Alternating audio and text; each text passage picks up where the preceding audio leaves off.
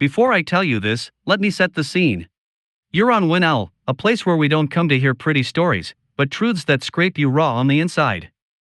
Here we talk about silent betrayals, about decisions that seem small and end up changing entire lives. If you're into the kind of story that keeps circling in your head after you turn off the lights, subscribe right now to the WinOwl channel, like this video, and share it with someone you know is carrying their own shadows. What I'm going to tell you today doesn't have perfect heroes. It's about a mother abandoned on an empty road, about two children who did the math on their inheritance before they reckoned with their own conscience, and about a silent punishment, without shouting or violence, but so final that even now, years later, it still feels like an echo on the asphalt.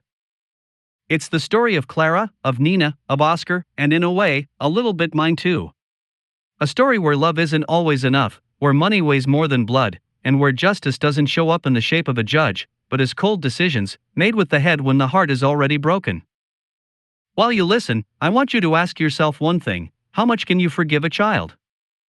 I'm going to tell it slowly, as if it were just the two of us, at night, and you had the time and the patience to listen to a man who no longer cries, but remembers all too well.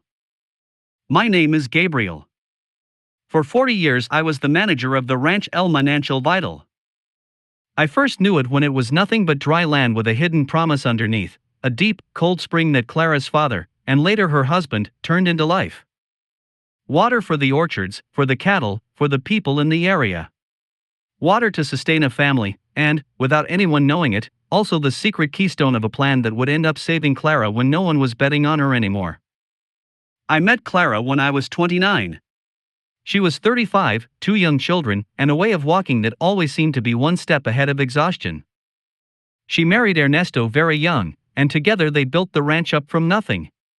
He was the one who showed his face to the banks, the suppliers, the workers.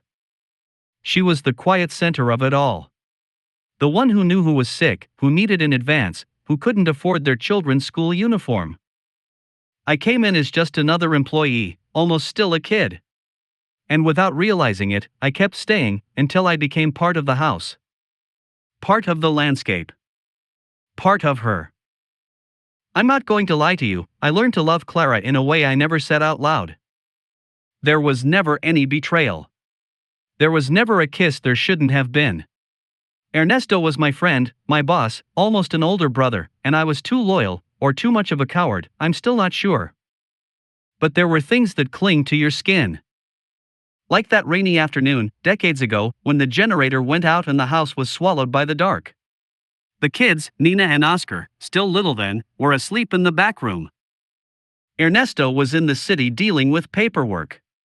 Clara came downstairs with a candle in her hand and a gray sweater over her blouse. The hallway smelled of damp, of cold coffee, and of that discreet perfume she wore, something with jasmine. As she passed by me, the candlelight made her face look softer, more tired. She asked me to go with her to check the machine room, in case anything had flooded. We walked close, shoulder to shoulder, because the space was narrow. I felt the brush of her arm, the warmth of her skin through the fabric, the slight tremor in her breath when she stumbled over a box and I held her by the waist, just for a second. That was all. But there are seconds that stretch out into a whole lifetime in your memory. Tell me something, if you've ever loved someone in silence, someone who doesn't belong to you, do you know what I'm talking about?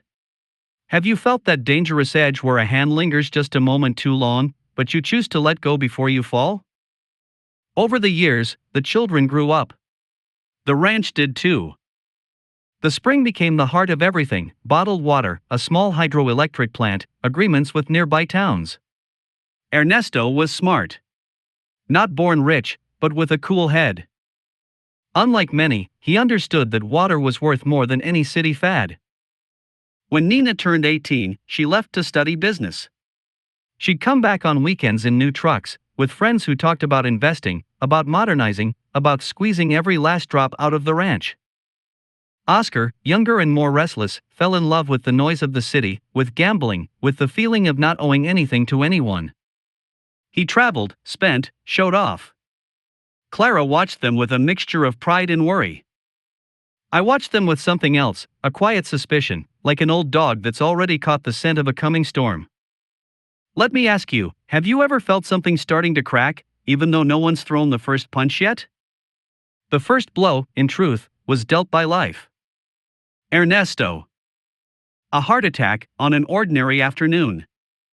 He collapsed in the hallway, between the living room and the kitchen, 3 steps from the table where he always left his keys. I was in the stables when I heard Clara scream. I ran. I saw him on the floor, his skin turning purple, his eyes open as if still trying to understand what had happened. I'm not going to describe everything. There are scenes that don't need too many words. I'll only tell you this: it was quick, but it wasn't gentle. And Clara's scream. I still hear it, even if the doctor insists there's nothing wrong with my ears. The days that followed were a blur. Funeral, flowers, people who came to offer condolences and to ask, with great delicacy, what was going to happen to the ranch, to the spring, to the business. Nina and Oscar arrived dressed in expensive black, perfumed, with red eyes more from lack of sleep than from crying. They hugged their mother, of course. They stayed a couple of days. And they left quickly, with the excuse of taking care of things in the city. Clara stayed alone in the big house, surrounded by silence. I stayed in my rooms, next to the administrative office, like always. But nothing was like always. Let me talk to you about memory now, because that's where it all began. 2 weeks after the burial, Clara started forgetting things. At first it was small details: a glass she'd leave in one place and then look for somewhere else, an appointment with the accountant she swore she'd never heard about, the name of a woman she'd seen her whole life at Sunday Mass in town. One afternoon she came down to the kitchen and looked at me as if I were a stranger. She asked me who I was. It lasted only a few seconds, maybe less than a minute. Then she blinked and called me Gabriel again, with that familiarity of so many years. She apologized, laughed nervously, said she was spaced out. I didn't laugh. I spent my whole life noticing details: how many cows are limping, when the spring water drops a few inches, when a worker shows up late 3 days in a row. I know when something stops being just tiredness. I spoke with the town doctor. He said it could be grief, stress, a psychological blow. That the mind, sometimes, shuts itself off for a while so it doesn't overflow. I believed him. Nina and Oscar didn't. When they came to see their mother a month later, Clara had another episode. We were in the living room. She was telling them, for the umpteenth time, how Ernesto had bought the first plot of land. In the middle of a sentence, she went blank. She looked toward the window, as if she were seeing something on the horizon, and asked, "Where's Ernesto?" "Ernesto's missing, he hasn't arrived." Nina's face changed. Oscar's did too. It was a split second of horror, of not knowing how to react. I opened my mouth to step in, but they beat me to it. "Mom," Nina said, with an extra sweet voice, "we already talked about this." "Dad. Dad isn't here anymore." Clara looked at them, confused. She touched her chest, took a deep breath. And suddenly, her memory came back, along with the full blow of grief. She cried. She cried with a low sound, almost without air. Nina took the chance to hug her, but in her eyes I saw something else, a calculation, a new narrative taking shape. "She's losing her mind," she must have thought. "This complicates things for us, or opens a door." Tell me, listener, if you had seen that scene, what would you have thought? Would you stay only with the worry for your mother's health, or would there also, in some dark corner of your mind, begin to appear numbers, properties, inheritances? What nobody knew, except Ernesto and me, was that the ranch, legally, was no longer just a simple ranch. Years earlier, when people started talking about selling water rights to big companies, Ernesto got worried. Not for himself, for Clara. For what the children might do in the future. I remember that conversation as if it were today. We were sitting in front of the spring at sunset. The water came out clear, steady, surrounded by stones he had placed there himself. It was hot, but the air around the water was always cooler, as if time stopped there. "Gabriel," he said, "you know how city people are. I don't just mean my kids, I mean all of them. Their eyes light up when they hear the word millions, but they don't understand roots." He went quiet, looking at me. "I want to lock this down. not just for business. For Clara. I want that, if one day I'm not here anymore, nobody can sell the spring unless she's the one who decides. And I want that, if my kids ever lose their shame, well, it shouldn't be that easy for them to get rid of what cost us our lives. That was how the Spring Trust was born. A legal mechanism that put ownership of the water and the mainland into a structure they couldn't touch without Clara's signature, and without meeting certain conditions. Among them, that no one could declare her incapable lightly. If there were signs of manipulation, control would automatically pass to another trustee, me. I know it sounds technical, so I'll sum it up for you. The heart of the ranch was protected. And that, years later, would be the key piece of the punishment. Time went by. Clara's episodes increased a little, but they also stabilized. It wasn't a plunge off a cliff, like classic degenerative diseases. It was more like gaps. Potholes in the middle of a road that, overall, was still drivable. Nina, however, started using one word far too easily. Alzheimer's. She said it quietly, but she said it. She'd use it in front of her friends, in front of her lawyers, even in front of some doctor who barely knew Clara by sight. Oscar didn't talk as much. He ended up in debt. I knew because I got calls from shady people looking for him. He'd sold cars, watches, even some borrowed heads of cattle in the ranch's name, which we later had to recover with work and patience. Between the two of them, they built a convenient story. Their mother was losing her mind. The ranch was too much work for her. The best thing was to simplify her life, sell, split the money, send her off to live quietly somewhere more suitable. What do you think?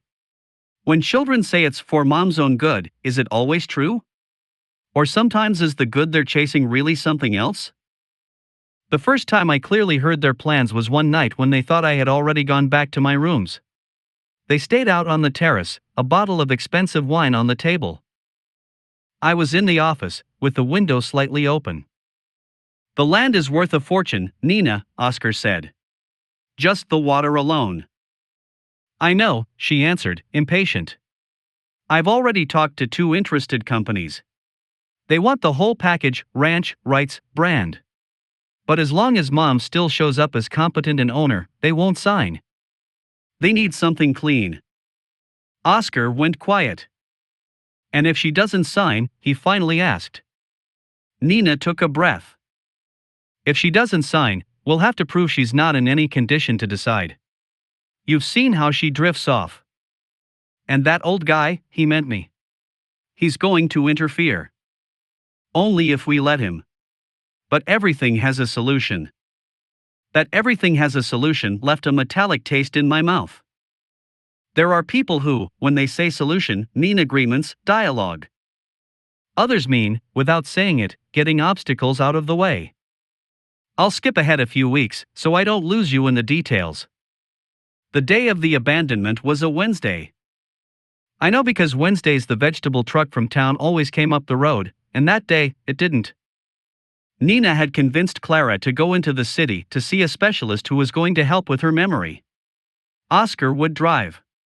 She'd sit in the back with their mother. They only told me that morning, with the instruction that there was no need for me to go along, that it was better if I stayed behind to look over some paperwork. It wasn't the first time they'd taken her to appointments, so I didn't suspect anything that extreme. I didn't trust how they were handling things, that much is true, but not what they were about to do. They took Clara after lunch. She walked out in a dark blue dress, a shawl over her shoulders, and a folder of medical tests in her hand. She looked at me, her gaze a little lost. Do you think these doctors are any use, Gabriel? She asked me. I took her hand for a second. I felt her thin skin, the faint tremor in her fingers. What helps is that we don't leave you alone, Clara, I told her. That helps more than any medicine. Nina rolled her eyes, almost imperceptibly. Oscar cracked a weak joke about curing Gabriel of being so dramatic too. They got in the car and drove off, kicking up dust. The rest of what happened that day I pieced together later, from fragments. From the few details they let slip, from secondhand stories and, above all, from what she herself remembered afterward, when her memory started fitting pieces together like a strange kind of puzzle. They didn't go to the city. They took the old road north, a stretch almost nobody used anymore, because the new highway had drawn the traffic away. It was a long road, cracked asphalt, with stretches where all you could see were scrubby bushes and half-rusted power poles. At some point, when the sun was already starting to sink, Oscar pulled the car over to the side.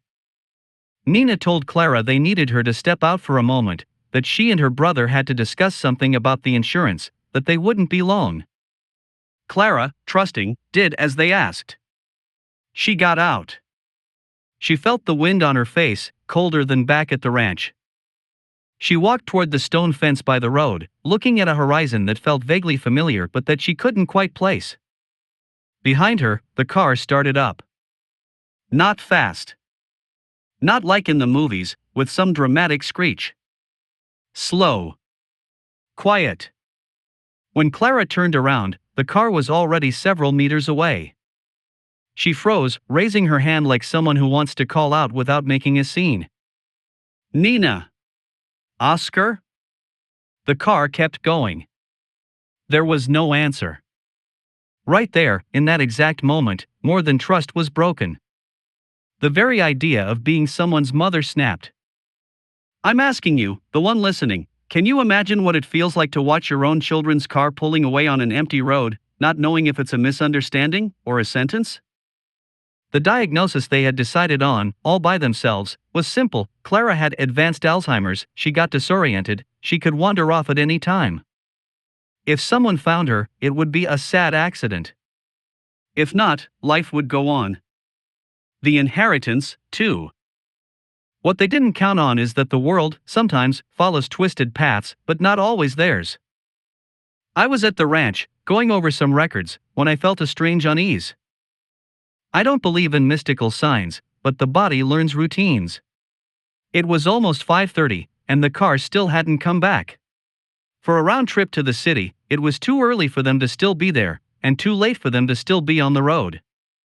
I tried calling Nina's cell. Off. Oscar's. Same thing. I walked out to the entrance of the ranch and looked down the road. Nothing. I asked one of the hands to bring the pickup around. We're going to the old road, I told him, without having any clear reason beyond the weight in my chest. We drove without talking. The sun was going down, painting the rocks orange and throwing long shadows from the fences. On a nearly straight stretch, where the white center line looked like it would never end, I saw her. Clara was walking along the edge of the road, clutching the shawl to her chest. Her hair, once so carefully tied back, was loose, moving in the wind. Her steps were short, unsure. She wasn't waving, she wasn't shouting. She just kept going, as if each meter were a question with no answer. When the pickup drew close, she stopped. When she saw me get out, she didn't smile. She didn't cry either. She just looked at me with a mix of relief and shame that still hurts to remember. I knew you'd come, she said, in a low voice. But I didn't know if my memory would last long enough for me to wait. We helped her into the pickup. She gripped my fingers like they were the only solid thing she had left. She didn't ask where her children were. And I still didn't dare say the question out loud. Only when we got back to the ranch, when I sat her down in the kitchen chair, when I handed her some water and her hand stopped trembling just a little, did she dare say the sentence that marked the beginning of the silent punishment. They left me, Gabriel. Who? I asked, even though I already knew. My children. She stared at a spot on the table. I can't remember exactly how, or what they said. I only know this, when the car started pulling away, I knew they hadn't hit the wrong pedal. I could keep describing every gesture, every silence, but it would be redundant. Clara's pain wasn't made of screams or blows. It was cold. Almost analytical. As if suddenly something in her, instead of collapsing, had turned to glass. That night she didn't sleep. Neither did I. I stayed in the office, going over papers I already knew by heart, pretending to occupy my mind so I wouldn't let it invent unnecessary images. At dawn, Clara knocked on the door. Her face was swollen, but dry. She sat down in front of me, without preamble. I want you to tell me the truth, Gabriel. About what? About what Ernesto did with the ranch. About the spring. Everything. I don't want anyone talking to me like I'm a little girl or a sick woman anymore. I spoke. I explained the trust, the clauses, the role he'd given me as secondary executor. I told her that as long as she was lucid, no one could move a single important stone without her signature, and that if anyone tried to declare her incompetent without real grounds, there were mechanisms to stop it. She listened without interrupting. Her hands, laced together on the table, tightened from time to time. When I finished, she asked just one question. Does that mean I can choose what's done with the ranch, even if my children don't agree? Yes, I answered. As long as you can show you understand what you're deciding. She went quiet for a long moment. Then, Gabriel, help me do something. I don't know if it makes me a better person, or just a person who got tired. Here's where something important comes in. The punishment Clara chose wasn't about courts or prisons. It was another kind of sentence, for them to be disinherited not only on paper, but in memory. Her plan, put in simple words, was this. Nina and Oscar would voluntarily renounce their inheritance, the ranch, the spring, everything. In exchange, she wouldn't report them or stir up public suspicion about what they'd done on that road. Not to protect them, but to protect herself from years of trial, of being victimized again, of lawyers parading her memory lapses like a show. I don't want to become some pathetic headline, she told me. I don't want to be the old lady with Alzheimer's whose kids abandoned her. She looked me straight in the eyes. I want to be the owner of my ending. Let me ask you, what would you have done in her place? Would you have sent them to prison, cut them out of the will, forgiven them? Do you think there is a right way to punish a child who leaves their mother on the side of the road? The days that followed were for preparation. I contacted Ernesto's trusted notary. I told him only what was fair and necessary, no morbid details. He understood. He'd seen too many families fall apart over less. Nina and Oscar were summoned under the excuse of clarifying matters of the pending estate. They came. Of course they came. When they arrived, Clara received them in the living room. She wore a simple beige dress, her hair pinned back with a silver clip Ernesto had given her on their 25th anniversary. There were no hugs. Just a formal greeting. Mom, how are you feeling? Nina asked, weighing her carefully. Better, Clara answered. Very lucid, actually. Lucid enough to remember roads, cars, and goodbyes without words. The silence that followed was heavy. Oscar swallowed hard. Nina tried to smile. I don't understand. Oh, I understand, her mother cut in. I understand that my memory gaps gave you an idea. And I understand you underestimated two things, my ability to remember just enough, and your father's foresight. She explained, in the calmest voice I've ever heard from her, that she knew what they'd done. She did not apologize for getting confused. She didn't say, I know you didn't mean it. She didn't offer comfort. She talked to them about the trust, about the spring, about the ranch. She told them that, legally, they could try to fight, but that there were safeguards that would shut them out. And then, she laid out the only option that made sense to her. You can walk away with your hands clean of paperwork, if not of conscience, she said. No inheritance, no rights over this land. I won't open my mouth about what you did. There will be no complaints, no judges. Just you and your pillow. Nina was outraged. She talked about insanity, about how no one would believe a woman with dementia. Clara listened without blinking. It may look like dementia, she replied, but this part is very clear to me. Oscar, weaker, gave in first. He knew he was in debt up to his neck, that a trial would open boxes he couldn't afford to have opened. Nina held out a bit longer. But when the notary explained, in cold legal language, what the implications were, she understood the battle was lost. They signed. They renounced. That sound of the pen on paper was, I swear to you, harsher than any door slamming shut.